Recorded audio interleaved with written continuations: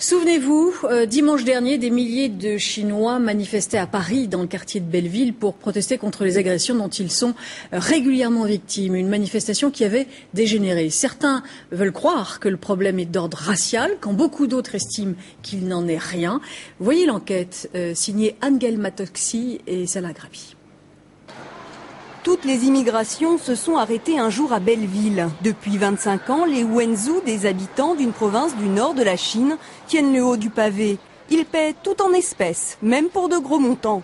Un signe particulier qui n'a pas échappé aux délinquants du quartier. En 5 ans, cette femme a été victime de 4 vols à l'arraché.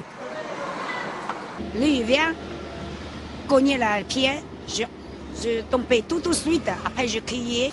Xavier le libraire a été témoin de plusieurs de ces agressions.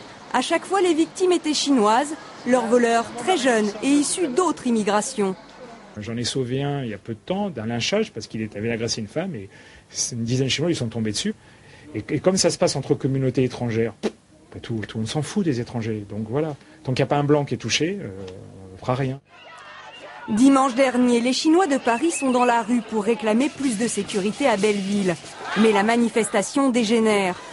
Un jeune tente de voler le sac d'une Chinoise. Il est passé à tabac. Le voleur est d'origine maghrébine, précisent bien certains. Alexandre Xu est restaurateur. Selon lui, à Belleville, personne n'est raciste. Mais il avoue porter un regard suspect sur les jeunes des autres communautés. Il y a une tension, on essaye de passer sur le trottoir en face, on essaie de les éviter, quoi. Alors Madame le maire du 20e doit traquer les amalgames de part et d'autre. Ils ont exprimé quelque chose. Le risque, c'est de ne pas les entendre. L'autre risque, c'est qu'il y ait une incompréhension de leur message.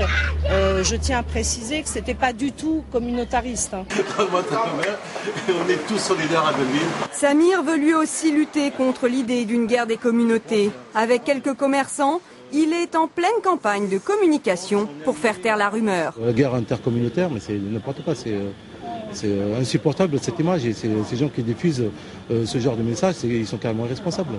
Irresponsables ou politiquement intéressés. Sur Internet, certains articles accréditant cette thèse émanent directement d'un groupe d'extrême droite. Leur objectif ? Récupérer le mouvement chinois de Belleville. Cette communauté, contrairement à d'autres, nous l'avons accueillie et elle nous dit merci. Pour mieux attaquer d'autres immigrés. Je pense très clairement à des voyous issus de communautés africaines, nord-africaines et d'Afrique subsaharienne. À Belleville, les associations chinoises assurent ne pas tomber dans le piège. Ils n'ont aucun intérêt à ce que le quartier ne s'embrase. La recrudescence des vols a déjà fait fuir une partie de la clientèle.